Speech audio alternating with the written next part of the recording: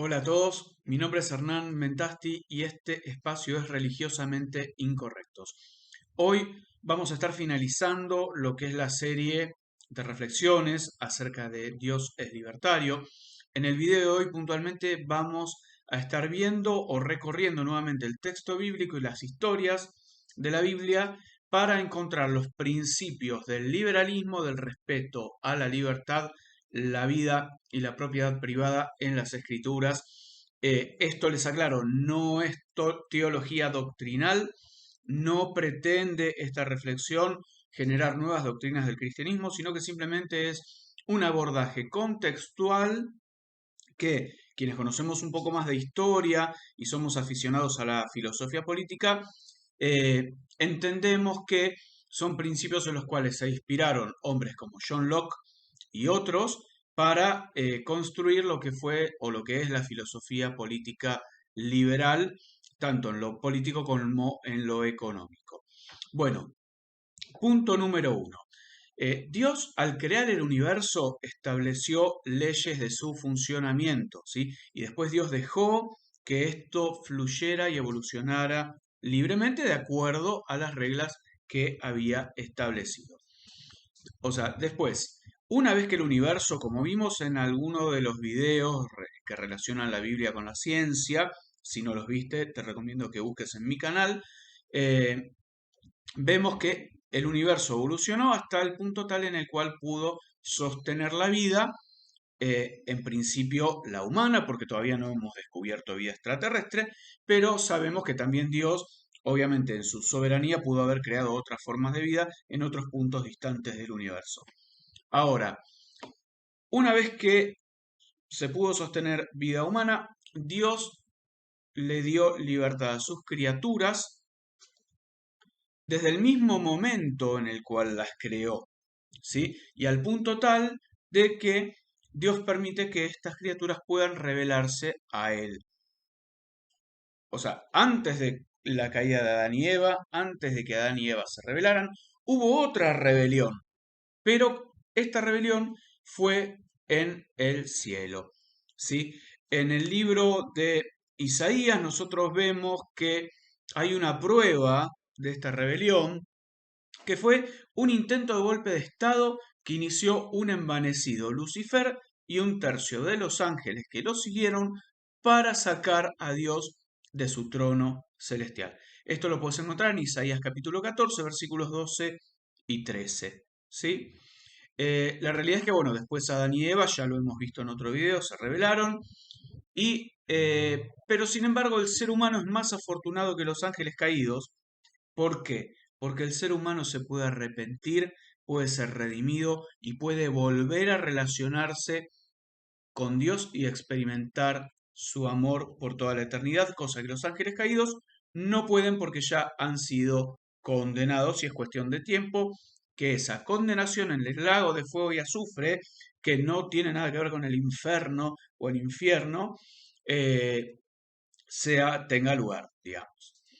Desde nuestra perspectiva cronológica, por supuesto, ¿no? Desde el punto de vista de la eternidad, ya todo ocurrió, está ocurriendo y va a ocurrir. Pero bueno, es una cuestión un poco filosófica, compleja, de dinámica temporal, que no es el propósito de este video analizar. Bueno, vamos a continuar adelante. La libertad, ¿sí?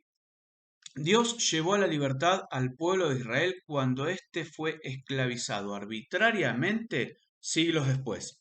O sea, como parte de un proceso histórico, Dios volvió a llevar a la libertad al pueblo de Israel después de que fueron, o sea, primero, a ver, el pueblo de Israel, recordemos, fue hecho cautivo en Egipto, fue liberado de Egipto, fundaron su propia nación. Después vino el imperio asirio y conquistó el reino del norte, luego vino el imperio babilónico, conquistó el reino del sur y volvieron a ser esclavos en un periodo que aproximadamente duró 200 años. Ahora, Dios tocó el corazón del rey persa Ciro, que había conquistado a Asiria y a Babilonia, para autorizar a los judíos a volver a Jerusalén, ya no como esclavos, sino como tributarios. ¿Sí? O sea, los israelitas tenían que pagarle impuestos al nuevo emperador. o sea que estaban libres, pero tenían que pagar impuestos. Después, otro punto en el cual Dios le da libertad al ser humano es que nos da a todos la posibilidad de ser libres interiormente de toda esclavitud del sistema por medio del mensaje y la obra de Jesucristo. La realidad es que ninguno de los sistemas políticos, económicos, sociales que nosotros los seres humanos podamos armar van a ser perfectos. Todos, absolutamente todos van a ser perfectibles, pero hay algunos que son diabólicos, como vamos a ver más adelante, y otros que son inspirados o movidos en forma indirecta por Dios. Cuando los hombres aplican sus principios. Y esto es lo que estamos tratando de sostener con estos videos, que cuando los hombres abrazan la libertad, el respeto por la vida y la propiedad privada, la humanidad prospera, aunque por supuesto, sin estar libre de escollos e inconvenientes, porque recordemos, no, los sistemas no son perfectos, ¿eh? Pero bueno, podemos apreciar que Dios instaura, respeta y valora la libertad, sobre todo hacia quienes tienen la imagen de Dios, que somos nosotros, ¿sí?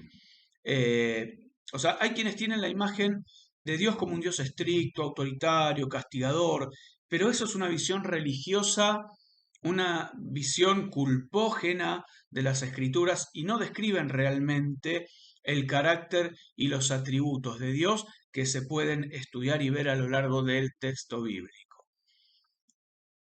Ahora, miren, les voy a dar otro ejemplo de Jesús. Cuando Jesús, previo a comenzar con su exposición pública en la región de Palestina, fue tentado después de hacer un ayuno en el desierto, sucedió lo siguiente y te voy a leer el texto bíblico. Dice, y le llevó el diablo a un alto monte y le mostró en un momento todos los reinos de la tierra. Y le dijo el diablo, a ti te daré toda esta potestad y la gloria de ellos, porque a mí me ha sido entregada y a quien quiero la doy. Si tú postrado me adorares, todos serán tuyos. ¿Sí? De esta manera alardeaba Satanás sobre la autoridad que posee sobre las naciones de la tierra y los estados que están a las órdenes de él. Sí, hay estados que son conducidos por personas siniestras, con sistemas autoritarios y siniestros, que en definitiva e indirectamente sirven a Satanás. ¿Sí?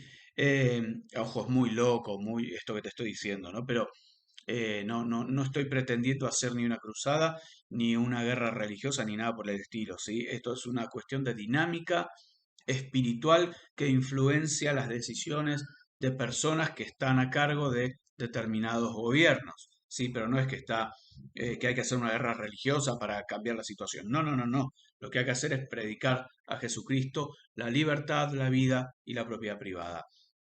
Pero bueno, este, Satanás, o sea, en definitiva, influencia a estos gobernantes. Siempre y cuando, por supuesto, estos lo permiten, porque recordemos que lo único que es inviolable es la voluntad del ser humano. El ser humano es el que tiene que decidir si ama a Dios o no lo ama, si lo sigue o lo rechaza. Eso es una de las primeras libertades elementales que Dios le dio al ser humano en el jardín del Edén. Bueno, a lo largo de la historia, ¿no? Sobre todo cuando empezó la ilustración, el humanismo, todas esas corrientes filosóficas que dieron inicio a lo que es la era de la modernidad y nos trajeron a la sociedad actual, allá por el siglo XVI en adelante, ¿sí? Eh, Hubo dos reformadores, Calvino y Lutero, que llegaron a distinguir la existencia de dos tipos de reinos o estados en el mundo, ¿sí? Los estados en los cuales reina el imperio de la libertad, ¿sí?